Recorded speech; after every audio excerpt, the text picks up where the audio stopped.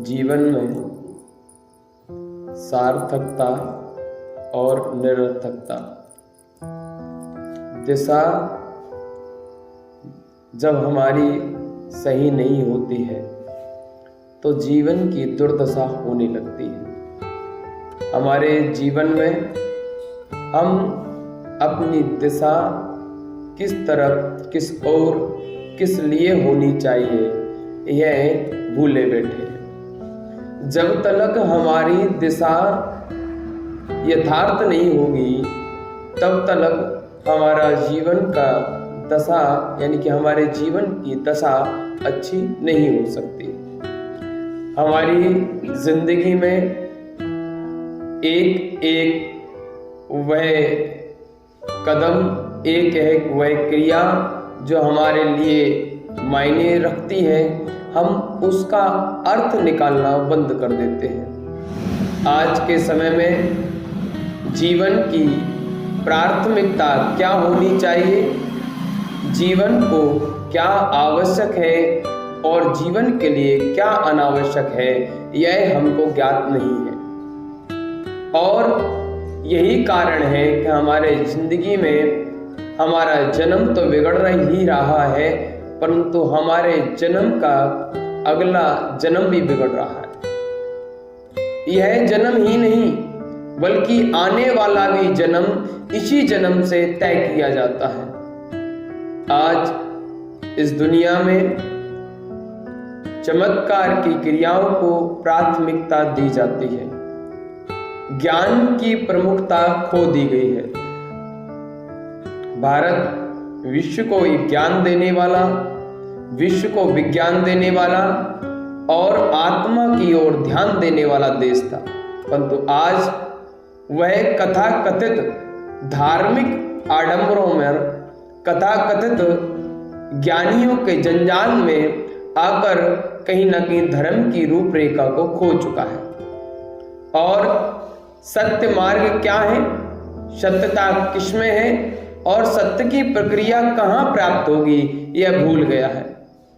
बप जीवात्माओं, आज की लौकिकता की जिंदगी हमारे जीवन को तहस नहस कर चुकी है और वह वक्त, वह क्षण दूर नहीं है जिस क्षण में, जिस वक्त में हमारी आने वाले समय में हमारी जिंदगी और तबाह हो जाएगी। जितना दुख हमारे पास आज है उससे 1000 गुना दुख हमें प्राप्त होने वाला है, क्योंकि दुख से दुख कमाया जाता है और सुख से सुख की कमाई होती है। आज दुख की कमाई इतनी बढ़ चुकी है कि हम 5 इंद्रिय विषयक यानी कि खाने की लोलुपता, देखने की लोलुपता, सुनने की लोलुपता और अन्य प्रकार की लोलुपता के कारण अपने जीवन को दुखी किए बैठे हैं। सामने अगर हमारे थाली आ जाए और उस थाली में विभिन्न प्रकार के व्यंजन रखे हों और उन व्यंजनों में स्वाद ना हो तो क्रोध आ जाता है।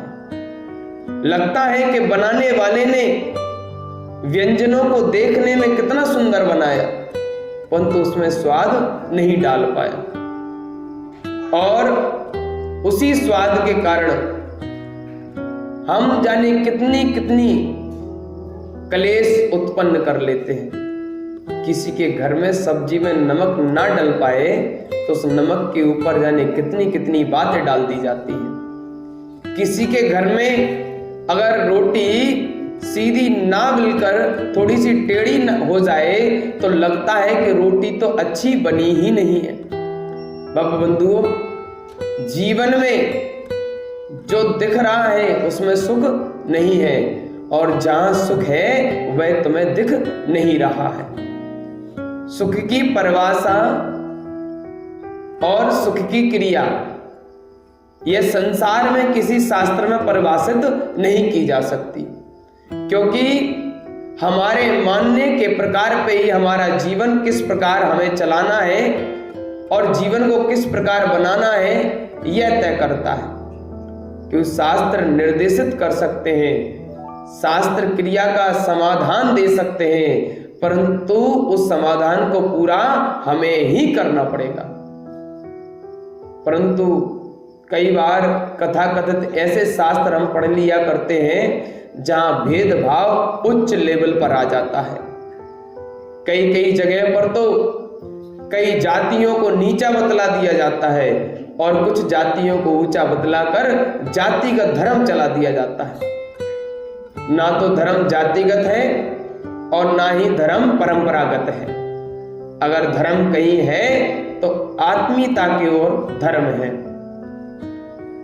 मैंने कई ऐसे शास्त्रों को पढ़ा जिन शास्त्रों में कहा गया कि फलानी फलानी जाति का भी जीव कभी कल्याण मार्ग की ओर नहीं जा सकता।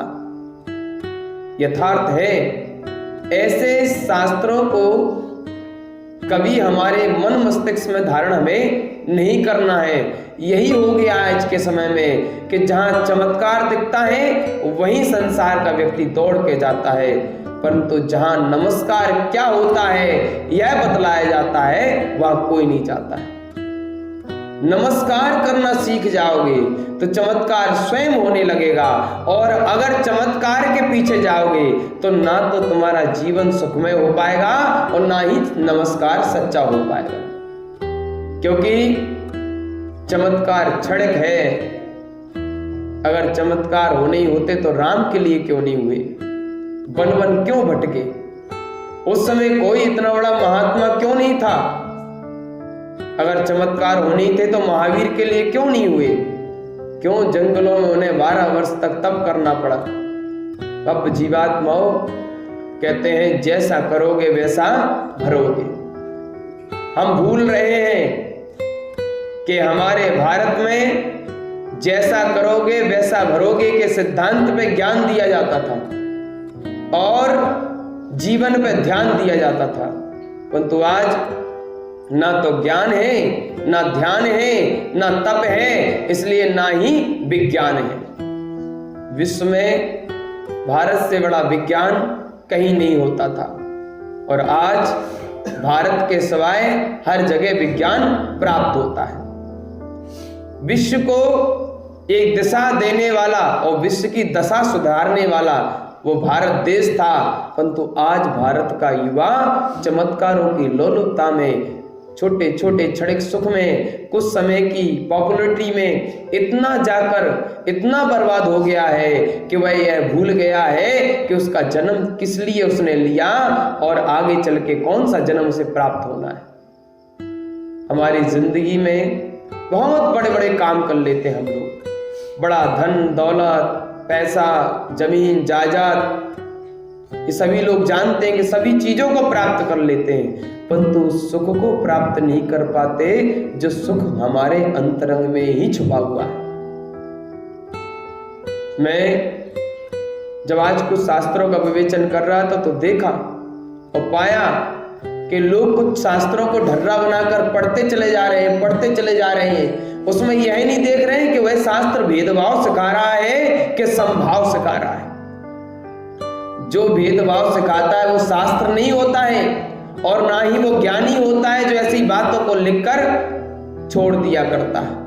लच्छी भैया बताया था कि नहीं बताया था आज हमने?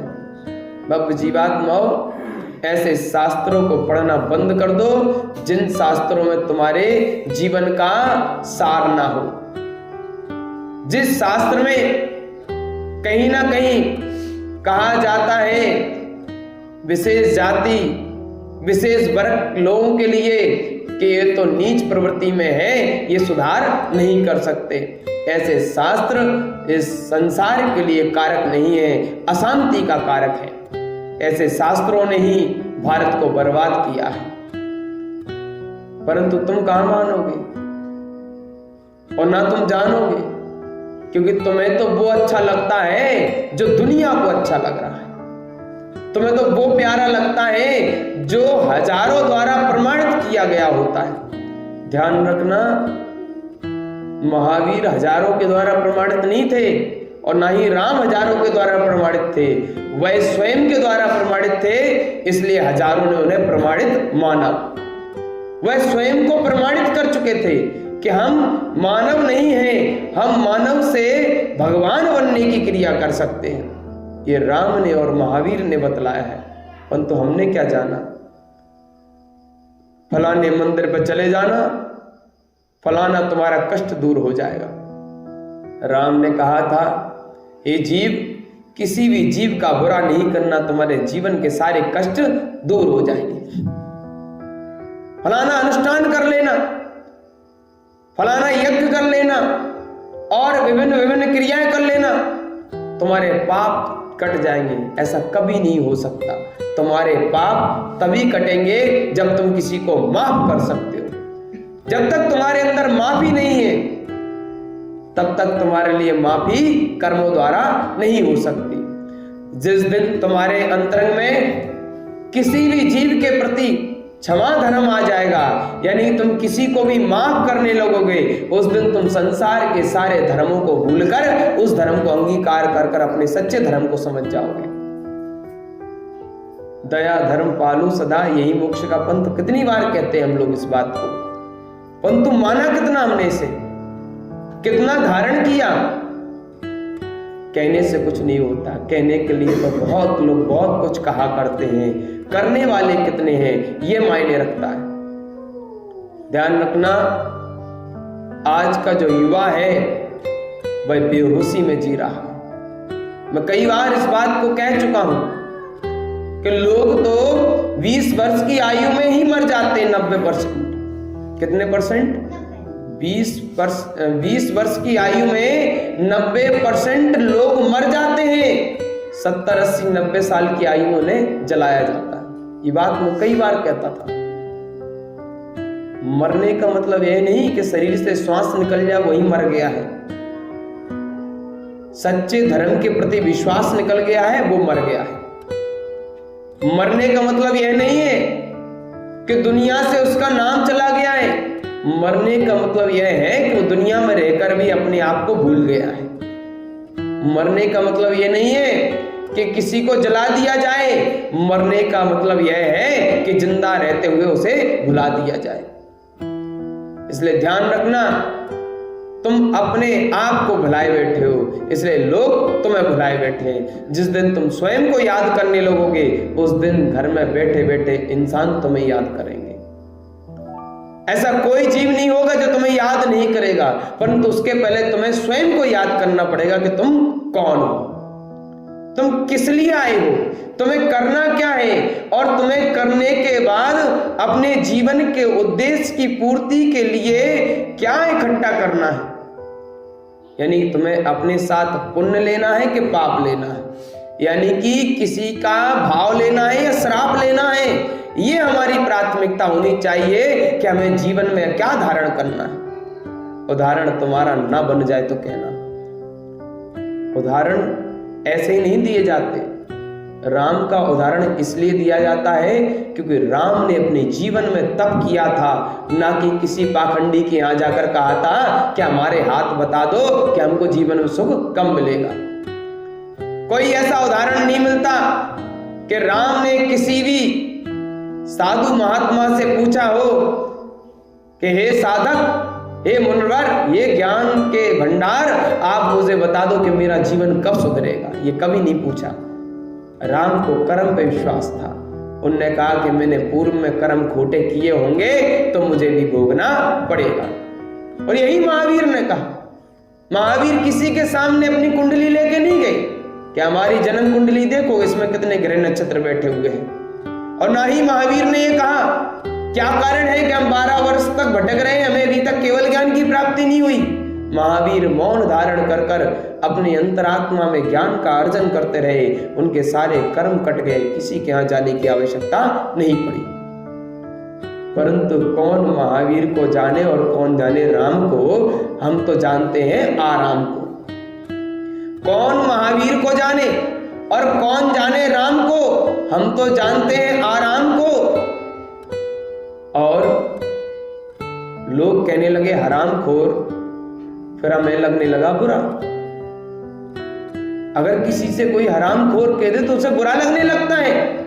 जब तक करोगे नहीं तब तक तरोगे नहीं। जब तक मानोगे नहीं या जब तक जानोगे नहीं तब तक मानोगे नहीं। जान लो, मान जाओगे, मान गए तो जान नहीं पाओगे। राम को मान के नहीं बैठो, महावीर को मान के नहीं बैठो, राम को जान के बैठ जाओगे तो फिर खड़े नहीं हो पाओगे। फिर तो राम की तरह अपने जीवन को बनाने के लिए लग जाओगे, महावीर की तरह अपने जीवन के कल्याण की ओर लग जाओगे, ना कि तुम उस ओर लग जाओगे जिस ओर तुम्हें कुछ प्राप्त नहीं हो रहा है। सोचते रहना, एक भव्य जीवात्मा ऐसी होती है कि अपनी लौकिक क्रियाओं के लिए, अपनी लौकिक पूर्ति के लिए धर्म के विपरीत चलने लगते हैं कि हमारा ये काम नहीं बनेगा तो हम किसी के साथ नहीं रहेंगे। भव्य जीवात्माओं, तुम्हारे साथ होने ना होने से संसार में कुछ नहीं होगा, तुम खुद के साथ कितने हो ये महत्वपूर्ण है। कई जगह मैंने कईयों को देखा है। अभी मैं शमशाबाद में जब था तो वहां पर मैं देख रहा था, एक व्यक्ति मेरे पास कमरे में आता है और मुझसे कहता है कि मुझे आपके साथ रहना है, मुझे आप जैसे प्रकार को जानना है। और वह व्यक्ति बड़ा स्वाध्यायी, बड़ा ज्ञानी प्रकार का और बना ही तपस्वी प्रकार का, वह कहता है कि मुझे ज्ञान चाहिए। मैंने कहा, हे जीव, मुझ पे स्वयं ज्ञान नहीं है, मैं तुझे क्या ज्ञान दूंगा? मेरा स्वयं पे पूर्ण रूप से ध्यान नहीं है, मैं तुझ पे क्या ध्यान दूंगा? भव्य जीवात्माओं, वह जीव कहता है कि जीवन में सिर्फ दो ही बातें हमारे समझ में आई है। जीवन में सिर्फ दो ही बातें हमारे समझ में आई है, या तो अपनी रातें समझ में आई हैं या दुनिया की मुलाकातें समझ में आई हैं। उसने कहा कि जीवन में सिर्फ दो ही बातें समझ में आई है, या तो रातें समझ में आई हैं या मुलाकातें समझ में आई हैं। इसके अलावा कुछ और समझ में नहीं आया, इसलिए हम ज्ञान से दूर बैठे हुए हैं। मैंने कहा कि किन रातों की और किन दुनिया की मुलाकातों की बात करते हो? तो वह कहता है कि जन्म से लेकर अब तक रिश्तेदार तो मिले परंतु हम खुद से नहीं मिल पाए। वह कहता है कि जन्म से लेकर आज तक रातें तो मिली परंतु दिन आज तक नहीं मिल पाया। यानी कि सोते सोते में गुजर गई सारी जिंदगी। सारी जिंदगी सोने में गुजर गई, दिन में भी सोए, रात में भी सोए, अपने आप को इसलिए हम खोए। महावीर भगवान ने एक सूत्र दिया है मुनराजों के लिए, सुत्ता अमुनि और असुत्ता मुनि। सुत्ता यानी कि जो सोता है वो मुनि नहीं, और असुत्ता जो सोता नहीं वही मुनि। सोने का मतलब ये नहीं कि वो सोते नहीं है, सोने का मतलब ये है कि वो अपने कर्मों के प्रति जागृत हैं, यानी कि हमसे गलती से भी गलती ना हो जाए ऐसे जाग रहे हैं। आंखें बंद भी करते हैं तो जागते हैं, आंखें खुलती हैं तो जागते हैं, वो सोते कभी नहीं है। आंखें बंद करना सोना नहीं है, हमारे भाव बंद हो गए हैं, ये सोना है। आंखें बंद करके सो जाना दुनिया को खोना नहीं है, हम अपने आप को खो गए हैं, ये खोना है। इसलिए जीवन में हमारे रोना है, इसलिए रोना धोना चल रहा है, इसलिए हमारे जीवन की दशा बिगड़ी हुई है। अगर तुमने दिशा सुधार ली होती तो तुम्हारी दशा अपने आप सुधर जाती, तुम्हारी जिंदगी बिगड़ ना पाती और ना तुम्हारे बच्चों की बिगड़ पाती। मैं देखता हूं छोटे छोटे से बच्चे और जिनकी आयु का प्रकार जानोगे तो 10-12 साल के आयु के कई बच्चे ऐसे ऐसे बिगड़ चुके हैं कि उनको सुधारने के लिए तुम्हें खुद सुधरना पड़ेगा पहले। भव्य जीवात्माओं, ऐसी ऐसी क्रियाएं कि माँ बाप जागृत नहीं है। कौन पुत्रों को जागृत करे? किस प्रकार पुत्रों को जागृति मिले? कभी नहीं मिल सकती। माता पिता से कहो कि सुधार करो तो माता पिता कहते हैं कि ना, अच्छी आफत ये है, अच्छी आफत है कि सुधार करें, क्यों करें सुधार, किस लिए करें सुधार?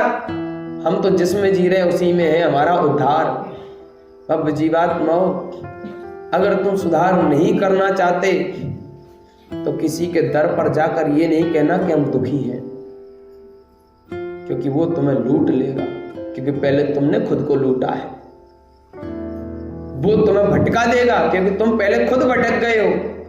वो तुम्हें लटका देगा क्योंकि तुम पहले खुद लटक गए हो।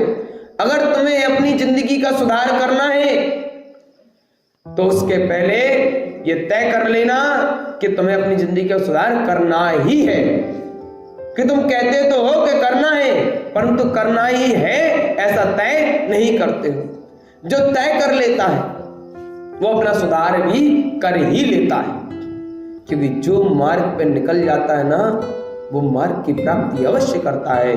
परंतु वह यह दृढ़ता कर ले कि नहीं, सुकून और चैन तब तक नहीं आएगा तब तक मेरा भाव मेरे लक्ष्य को नहीं पाएगा। अब जीवात्माओं, इस जीवन में जितना भी हमारे और संसार में जिस जगह पे भी पाखंड और आडंबर बढ़ रहा है, ये किसी और के कारण नहीं, हम लोगों के कारण ही बढ़ रहा है।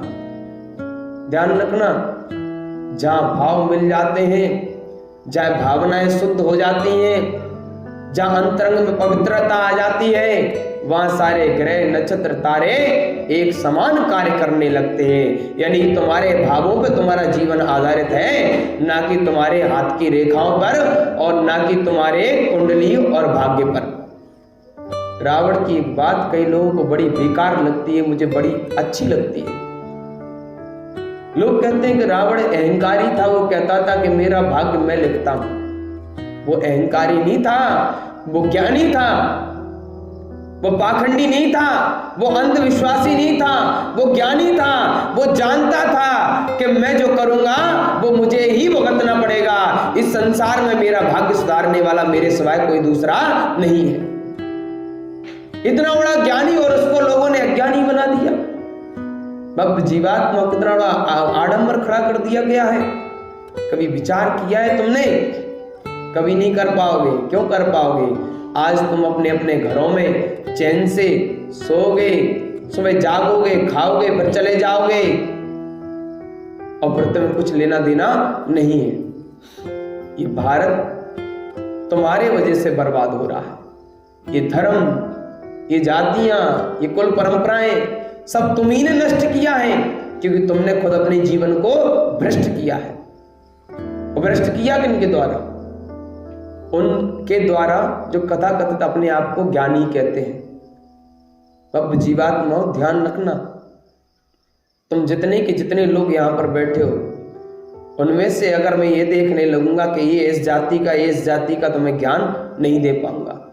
परंतु एक शास्त्र में एक ऐसा दोहा आता है, वहां जातिगत लोगों को इतना नीचा बता दिया गया कि कह दिया गया कि अगर इन्हें ज्ञान हो गया तो ये खतरनाक है दुनिया के लिए। ऐसे ऐसे शब्द प्रयुक्त कर दिए गए। और उन शास्त्रों को तुम रातों दिन रट रहे हो, रातों दिन उसी की आराधना साधना कर रहे हो। राम के नाम पर इतना बड़ा पाखंड और आडंबर खड़ा कर दिया गया कि तुम ये भूल ही गए हो कि उसका अर्थ क्या है। इसलिए कहते हैं, बिना अर्थ जाने किया गया कार्य अनर्थ पैदा कर देता है। बिना जाने उसका अर्थ और कर दिया तुमने कोई कार्य तो समय गया व्यर्थ और हो गया जिंदगी में तुम्हारे अनर्थ। यानी कि हर परिश्रम तुम्हारा अनर्थ की ओर है। तुम भूल रहे हो कि भेदभाव जो सिखाता है वो मोक्ष मार्ग नहीं दिखाता है। जो भेदभाव की बात करता है वो ज्ञानी नहीं कहलाता है। जो जीव जीव में, यानी कि इंसान इंसान में तो क्या, पेड़ पौधे, फूल इत्यादि अन्य अन्य प्रकार के पहाड़, नदियां, झरने, नाले और इंसान, जानवर, इन सब में जो भेद करता है वो भी ज्ञानी नहीं होता है। इस संसार को जो एक रूप समझता है, इस संसार में हर जीवात्मा के अंदर वही क्षमता है जो परमात्मा के तत्व के अंदर है, ये जो मानता है वो ज्ञानी होता है। परंतु तुम तुम तो कहोगे हमारे पुरखों से चली आ रही, तुम्हारे पुरखे कौन है ये भूल गए तुम? तुम्हारे पुरखे राम और महावीर, उन्हें तो तुमने चूल्हे में डाल दिया। कहां डाल दिया? जानते हो ना कि जला के राख कर दिया उनको। परंतु उनकी बातों को तुम राख नहीं कर पाओगे।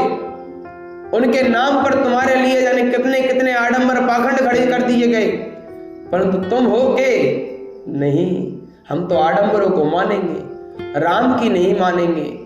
राम को और राम के नाम पर जो पाखंड चल रहा है उसको तो मानेंगे। परंतु राम ने जिस पाखंड को ना मानने के लिए कहा था, राम ने कहा था कि हे जीव, आराम नहीं करना है, तुम्हें परिश्रम करना है, सत्य को जानने के लिए अपनी बुद्धि और विवेक लगाना है, और यह पता करना है कि जहां एक दूसरे में भेदभाव हो जाए वहां संभाव हो नहीं सकता, और जहां संभाव नहीं है वह मोक्ष मार्ग संभव नहीं हो सकता, यानी सुख संभव नहीं है। समता में ही सुख है और ममता में सुख है। और ममता और समता, ममता और समता उसी के अंदर होगी जिसके अंदर होगी माफ करने की क्षमता। ममता समता उसी के अंदर होगी जिसके अंदर माफ क्षमा करने की क्षमता होगी। अगर कोई ये कहता है कि फलाना व्यक्ति हमेशा नीचे ही रहेगा, उसके अंदर ना तो क्षमा करने की क्षमता है और ना ही उसके अंदर ममता और दया है। और जिसके अंदर दया नहीं है वो राक्षस प्रवृत्ति का जीव है, और जो राक्षस प्रवृत्ति का जीव है उसकी बात मानना भी अजीब है। परंतु तुम लोग क्या कर रहे हो? जहां भेदभाव सिखाया जाता है वही तो काम कर रहे हो। किनके गुलाम बने बैठे हो? उन्हीं के गुलाम बने बैठे हो जो तुम्हारी पीठ पे चाबुक चलाकर अपने जीवन को आराम से गुजार ले जाते हैं, और वह बेचारे भी भूल जाते हैं कि हम किसी को सताकर अपना जीवन चलाएंगे तो हमारा भी कल जन्म आने वाला, उसमें हम भी सताए जाएंगे। वह बेचारे वो भी करुणा के पात्र हैं, क्योंकि वो भी ज्ञानी नहीं है, इसलिए तो वो किसी पे अत्याचार या किसी को गलत मार्ग पे ले जा रहे हैं। मैं उनके लिए भी गलत भाव नहीं रखता हूं, परंतु मेरा एक ही भाव है कि तुम्हारे लिए कोई गलत भाव उत्पन्न ना करे, ऐसा तुम अपनी भावना बनाओ। कोई तुम्हारा गलत करे यह उसका भाव होगा, परंतु कोई तुम्हारा गलत ना कर पाए ऐसा तुम अपना भाव पैदा करो, और तुम किसी का गलत ना करो ऐसा अपने जीवन में भाव तैयार रखो। ध्यान रखना, जिनेंद्र भगवान चाहे वो रामचंद्र जी हो चाहे वह महावीर जी हो, दोनों के संदेश आज दुनिया में पहुंचना बंद हो गए हैं। आज युवाओं को भगत सिंह जैसा जोशीला और विवेकानंद जैसा होशीला, यानी कि भगत सिंह जैसा जिसके अंदर जोश हो और विवेकानंद जैसा वैचारिक ज्ञान हो, वह व्यक्ति इस देश के लिए समर्थ हो सकता है, अन्यथा देश का अनर्थ ही हो सकता है। आज के टाइम में लड़के जहां अपनी 16, 17, 18 वर्ष की आयु में ऐसी ऐसी क्रियाएं करते हैं कि उन्हें सिर्फ मोबाइल और उसमें चल रही जितनी भी क्रियाएं हैं उसके सिवा कुछ दिखाई नहीं देता है। उस समय अगर भगत सिंह जैसे अहिंसा पूर्वक कई कार्यों को अंजाम नहीं देते तो आज अपन लोग ऐसे चैन की सांस नहीं ले रहे होते। ध्यान रखो, कुछ समय बाद अभी आएगा 26 जनवरी आएगा, कुछ समय बाद 15 अगस्त आएगा, ये गुजर जाएंगे। 26 जनवरी भव्य जीवात्मा, ध्यान रखना, बार बार आई और निकल गई।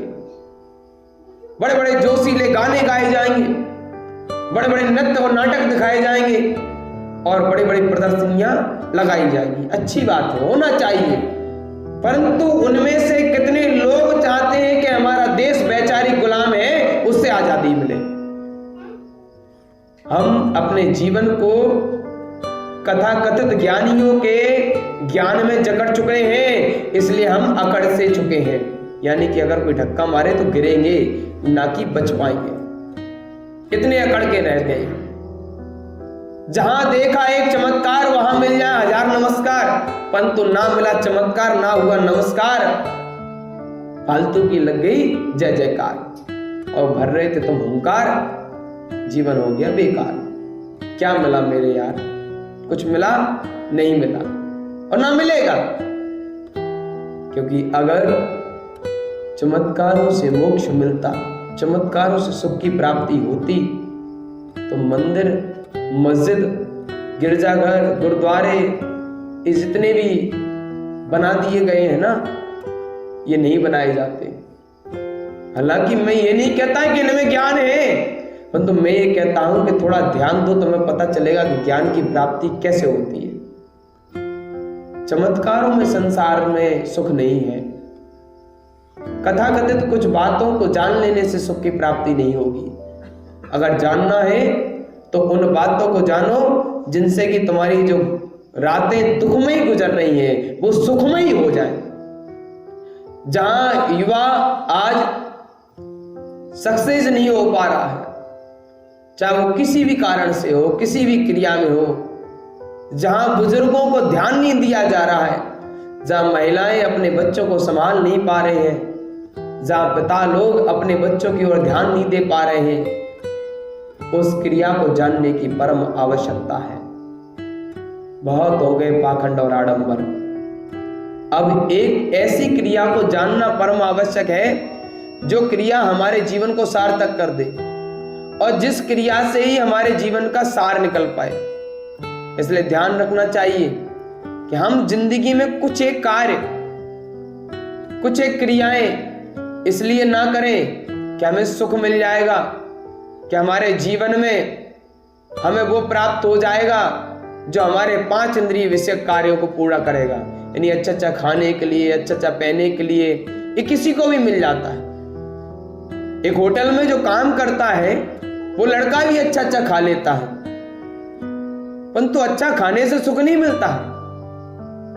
एक जगह पर कोई रहता है वो भी अच्छे गाने सुन लेता है, परंतु अच्छे गाने सुनने से सुख नहीं मिलता है। जो इत्र की दुकान लगाता है वो अच्छा सुगंध पा लेता है, परंतु उसे उस सुगंध से सुख प्राप्त नहीं होता है। और जो व्यक्ति, जो जीव अच्छे बागों में, बागानों में जो माली रहते हैं, वह अच्छे फूल देखा करते हैं, बड़े बड़े वनस्पतियां देखा करते हैं, परंतु उसमें सुख नहीं मिला करता है, फिर भी वो दुखी हो जाते हैं। और जो लोग सर्दियों में, अभी चल रही है ना सर्दियों में बड़ी बड़ी रजाइयां ओढ़ते हैं और बड़े बड़े कंबलों को ओढ़ लेते हैं, फिर भी उन्हें सुख की प्राप्ति नहीं हो पाती है। यहां से तय होता है कि ना खाने में सुख है, ना सूंघने में, ना देखने में है, ना सुनने में, और ना ही सुख से जीने का प्रकार जो हम चमड़ी को सुख देते हैं उसमें सुख है।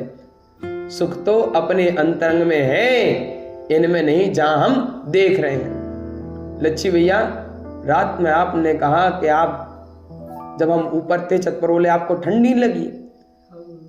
हमें ठंड इसलिए नहीं लगी क्योंकि हम ठंड को पहले ही लग चुके हैं, इसलिए हमें ठंड नहीं लगी। परंतु आपको रजाई लग गई, आप रजाई को लग गए, इसलिए आपको ठंड लगती है। अब जीवात्माओं, इंद्रियों पे जितना कंट्रोल करोगे उतना सुख की प्राप्ति होती चली जाएगी, और जितना इंद्रियों को छोड़ दोगे उतना दुख हो जाएगा। कई विचार किया है, आजकल कई ऐसे चुटकुले देखने को मिलते हैं। मैं किसी स्त्री पर्याय के जीव पे व्यंग नहीं कर रहा। कई लोग कहते हैं कि हम अपनी पत्नी से परेशान हैं, कई लोग कहते हैं कि हम एक पत्नी से परेशान हैं। एक पत्नी जिंदगी भर चैन से नहीं जीने देती। कई लोग ऐसे कहते हैं। पहले तो शादी के लिए आतुर होते हैं, शादी हो जाती है तो शादी से भाग जाने के लिए आतुर होते हैं, भाग जाने का समय भी मिलता है तब भी भाग नहीं पाते हैं, फिर कहते हैं कि हम दुखी होते हैं। बब जीवात्माओ, जब एक पत्नी तुम्हें परेशान करती है तो 5 पत्नी यानी 5 इंद्रियों रूपी पत्नी तुम्हें कितना परेशान करेंगी। इसलिए उन 5 इंद्रियों पर काबू पालो जो तुम्हें जन्मों से कई बार मिली है, और तुम जिसके पास जाते हो उसी के बस में हो जाते हो। अगर तुम्हारी चक्षु इंद्रिय यानी देखने के नेत्र ऐसे होते हैं कि नन्हे मुन्ने बच्चे टीवियां देखते देखते ऐसे बिगड़ जाते हैं कि पता नहीं चलते कि कब बिगड़ गए, कैसे बिगड़ गए, क्यों बिगड़ गए। गाने सुनते सुनते ऐसा दिमाग हो जाता है कि जिंदगी उनकी तबाह हो जाती है। खाते खाते इतने मोटे हो जाते हैं कि पता ही नहीं चलता कि कहाँ चले गए। अब जीवात्मा बेटा अमन तुम्हारे लिए नहीं कह रहे, इसलिए विचार करना, थोड़ा चिंतन मंथन करना और सोचना कि शरीर को बढ़ाना है कि भावों को बढ़ाना है, सुखी होना है कि दुखी हो जाना है, क्या सत्य को पाना है क्या पाखंड को पाना है, क्या चाहिए तुम्हें, ये तुम्हें खुद अपने आप को याद दिलाना है। आज पंखा को कोई याद नहीं करता, आज पंखा को कोई याद नहीं करता, क्यों याद करेगा? अगर पंखा को याद कर लेंगे तो भगवान हमें याद कर लेंगे, यही तो होगा ना।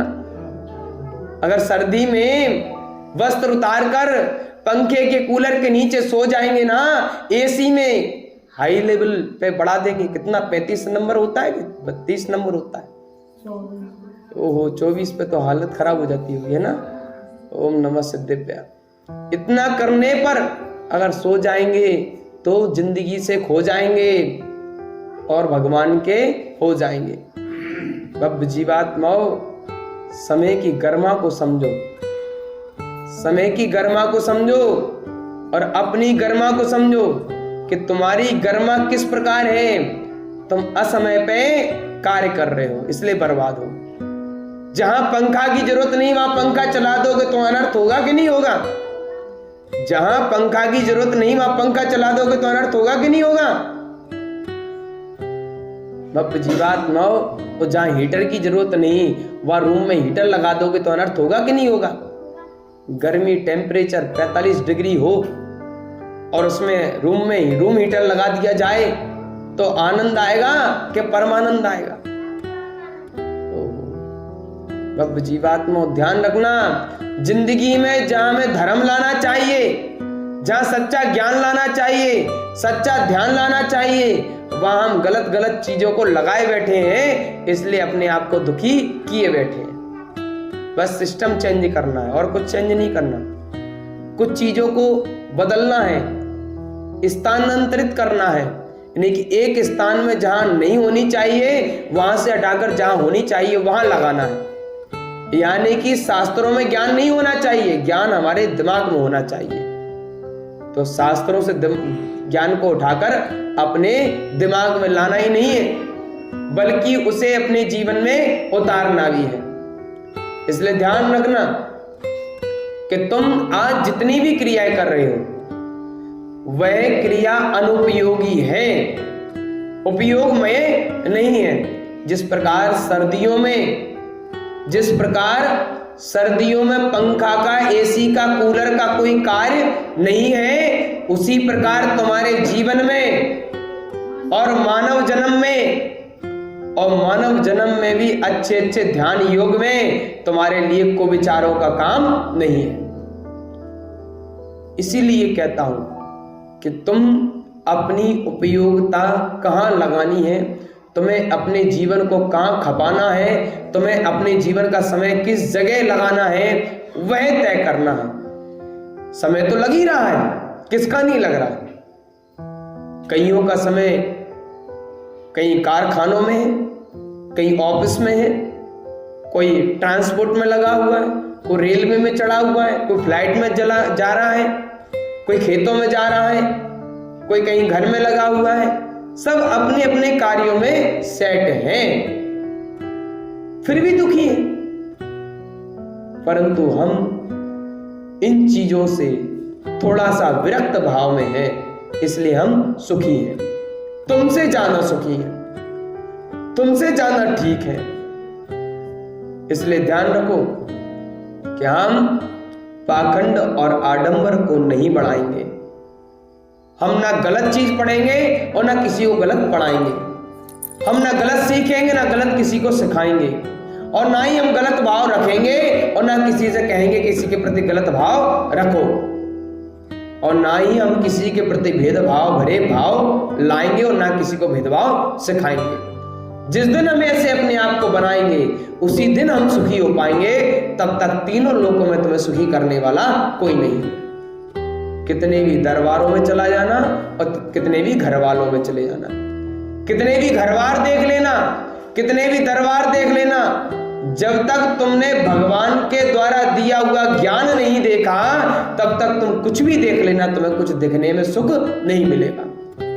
तुम्हें एक बार तो कहीं ना कहीं पहचान करनी पड़ेगी, परख करनी पड़ेगी, समझना पड़ेगा और जानना पड़ेगा। तुम जानते हो कि तुम बहुत कुछ जानते, जबकि तुम ये नहीं जानते कि तुम कुछ नहीं जानते। तुम जानते हो कि तुम बहुत कुछ जानते हो, जबकि तुम ये नहीं जानते कि तुम कुछ नहीं जानते। इसलिए तुम्हें कुछ नहीं जानना है, ये भी तय कर लोगे तो भी बहुत कुछ जान जाओगे। आज मैंने पाठशाला में एक छोटा सा उदाहरण दिया था। नीम का पेड़ हरा है, दिया था कि नहीं दिया था? तो कौन ने बताया तुमको कि वो हरा कलर है?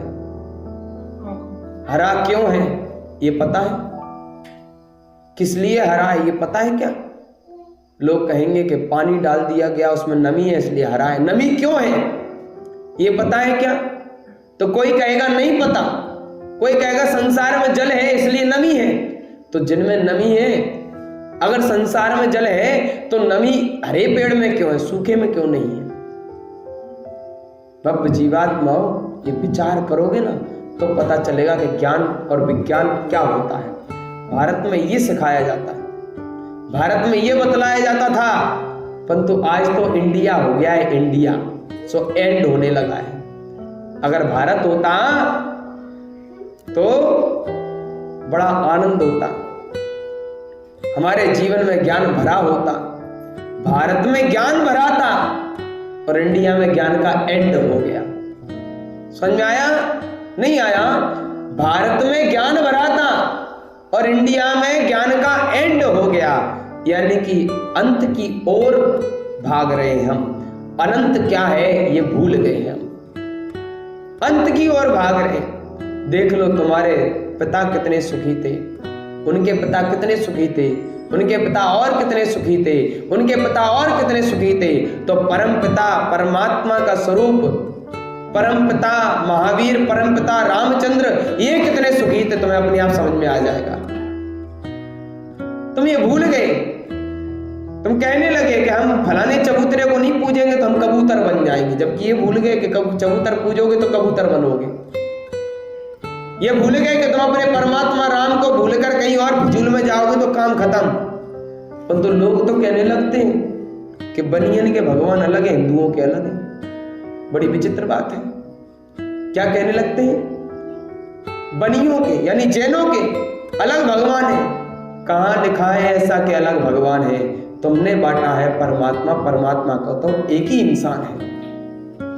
तुमने बांटा है परमात्मा को अपने अपने द्वेष और राग के कारण और अपने अपने लालच के कारण।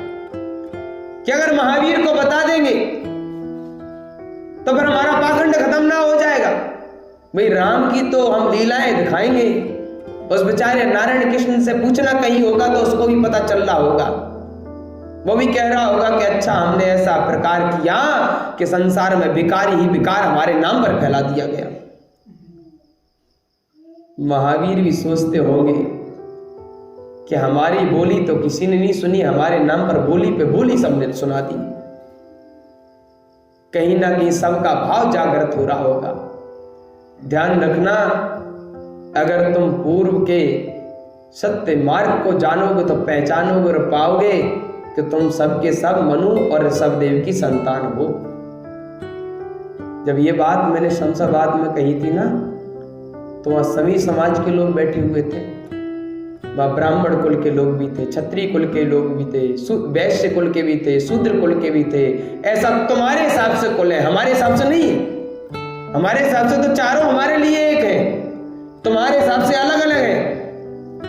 वहां एक शर्मा जी खड़े हुए, क्या नाम था बेटा उनका, ध्यान नहीं है, पंडित जी थे। हमने उनसे कहा पंडित जी बतलाइए, क्या आपके लिए बीए एमए डिग्रियां काबिल हैं या तुम्हारे लिए अब जरूरतमंद बची हैं? तो कहते हैं नहीं। हमने की क्यों? बोले अब तो हम 55 के हो गए। मैंने कहा 55 पे के हो गए तो दोबारा से 55 के हो गए। अगर बचपन में ही 55 का भाव समझ लिया होता तो 55 के हो नहीं पाते और परमात्मा के हो जाते। 55 का भाव, यानी 55 में जाने के बाद ये डिग्रियां हमारे कोई मतलब की नहीं, कोई काम की नहीं। अगर ये बचपन में समझ में आ गया होता। मैंने कहा नवकार मंत्र याद है? तो कहते नवकार मंत्र तो नहीं है। मैंने कहा गायत्री मंत्र याद है? तो कहते हैं। तो मैंने कहा गायत्री मंत्र एक्सपायरी डेट है क्या? वो नहीं है। तो मैंने कहा फायदेमंद क्या है? तो बोले कि पूर्व की सभ्यता ही फायदेमंद है। मैंने कहा अगर ये बचपन में मान लिया होता तो 55 तक काहे के लिए आते? इसलिए ध्यान रखो कि उस भाव को जानो, भेदभाव को ना फैलाओ, ये ना बतलाओ कि तुम नीच हो और हम ऊंचे हैं, तुम ऊंच हो और हम नीच हैं। ये खत्म कर दोगे उसी दिन भारत को एक कर दोगे। तब तक भारत को एक नहीं कर सकते, तुम अनेक टुकड़ों में ही बांटोगे। यही होता है और यही होगा। हमें तो ऐसा ही लग रहा है तुम सबके भाव को देखकर, क्योंकि तुमने परमात्मा का प्रभाव आज तक नहीं समझ पाया। अगर यही समझ लिया होता तो भेदभाव नहीं किया होता। कथा कथित अपने स्वार्थ के लिए कुछ ऐसे शास्त्र नहीं लिखे गए होते जिनसे कि समाज में हम एक मुफ्त राज कर सके। भव्य जीवात्मा, राज करना है तो दिलों पर करो। अगर छपना है तो दिलों में छपो। अगर बैठना है तो किसी के हृदय में बैठ जाओ। नजरों में बैठने वाले तो नजर खत्म हो जाने के बाद निकल जाया करते हैं। हृदय में बैठ जाने वाले जन्मों जन्म तक साथ जाया करते हैं। इसलिए ध्यान रखो कि जिंदगी में तुम्हें जो ज्ञान मिल रहा है ना, वह ज्ञान तुम्हारा कोई ना कोई पुण्य का कारण है सो मिल रहा है। नहीं, उन शमशाबाद वालों से पूछो, विचारों से कैसे कैसे निवेदन किए, तब भी हम ना रुके। हमने कहा हम तो बैरवार चाहेंगे, चाहे बुराई क्यों ना हो जाए, जो है सो है। परंतु कईयों ने तो ये भी नहीं पूछा कि कब आ रहे। समझ में आया कि नहीं आया? उनने कहा अच्छी आफत गई। रोज कान हमारे बहरे हो जाते थे इसकी बातें सुन सुन के। अब रिलैक्स मिला, अब आराम आया, अब आनंद पाया। लड़के तो कई सोच रहे होंगे बड़ा आनंद आ रहा होगा, चाहे वो कई प्रकार के हों। बोले अरे कहीं ना कहीं एक प्रक्रिया तो समझ में आई कि कोई ना कोई बात थी जो यहां से शमशाबाद तक तो गई, अब लौट के यहां ना आए।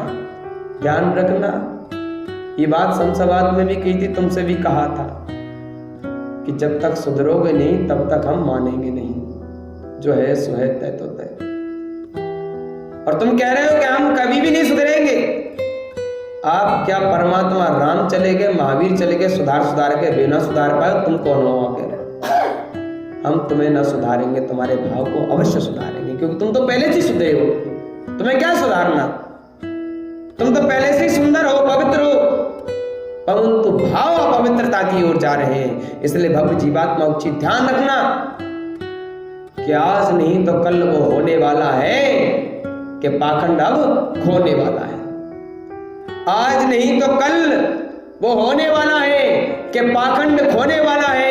वह जगह देखेगा कि मैं दुपक्के कहां से भाग जाऊं, परंतु उसका पालन करने वाला अब रोने वाला है। जो पाखंड का पालन कर रहा है उसका समय अब रोने का आ गया। परंतु मैं चाहता हूं कि वो भी ना रोए और वो भी अपना स्वयं का होए और परमात्मा के लिए रोए। अगर रोए तो रोए, अगर रोना है उसे तो परमात्मा के लिए रोए। भव्य जीवात्मा, ध्यान रखना इन बातों को। ये बातें सिर्फ कुछ समय, कुछ काल, कुछ क्षण की नहीं है। ये बातें अनंत काल की थी और अनंत काल तक रहेंगी। तुम्हारा पाप कर्म का उदय तो नहीं है, परंतु पाप कर्म तुम करते जा रहे हो। तुम्हारा पुण्य कर्म का उदय चल रहा है, यानी तुम्हारा पुण्य का तीव्र उदय है। कि ध्यान रखना, जिनेंद्र भगवान रामचंद्र और महावीर की वाणियां यूं ही सुनने को नहीं मिलती, जो तुम्हारे कानों तक, कान बंद करने तक भी आ रही है। और कहते हैं जो इनकी बात को धारण नहीं करता वो महापापी हो जाता है। जो परमात्मा की बात को धारण करने से हिचकिचाता है, अपने जीवन में प्रेम, वात्सल्य, करुणा, दया नहीं लाता है, वो महापाप का बंध करता है और आगे चलकर वह नरक की ओर जाता है। स्वाभाविक है, जो किसी का बुरा करेगा वो कैसे सुखी रह लेगा? जो गलत भावों को धारण करेगा वो अच्छे भाव को कैसे जागृत कर लेगा? इसलिए जो अच्छे भाव को जागृत कर लेगा वो गलत भाव को स्वतः छोड़ देगा। इसलिए तुम सभी से इसलिए कहता रहता हूं कि तुम अपनी क्रिया को सुधार लो, तुम्हारा जीवन सुधर जाएगा। तुम पाखंड को त्याग दो, अखंड तुम्हें प्राप्त हो जाएगा।